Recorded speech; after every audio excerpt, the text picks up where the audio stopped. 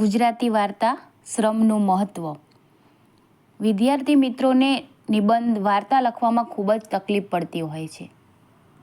તો આજે આપણે શ્રમનું મહત્ત્વ જોઈએ. એક રાજા હતો.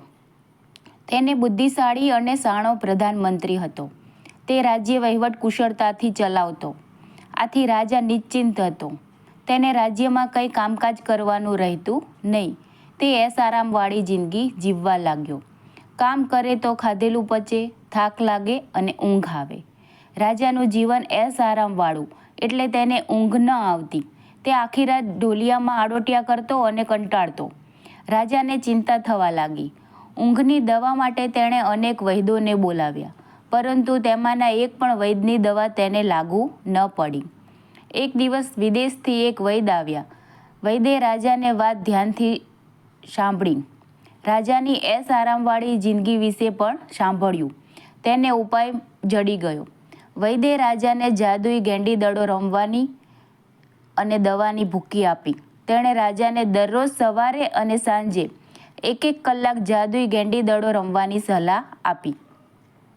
રાજા સવાર સાંજ જાદુઈ ગેંડી દડાની રમત રમવા લાગ્યો અને દવાની ભૂકી લેવા લાગ્યો.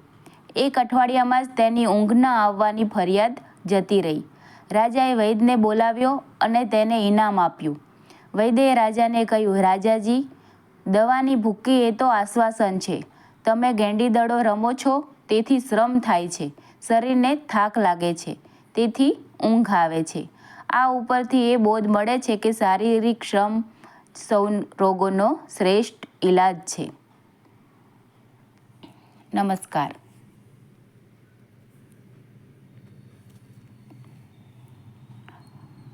હંમેશા વાર્તા લખીએ કે ગમે તે નિબંધ લખીએ, પણ પહેલાં એનું શીર્ષક અને નીચે એનો બોધ એ જરૂર લખવી અને પહેલો જ ફકરોમાં વાર્તા અથવા નિબંધ લખીએ.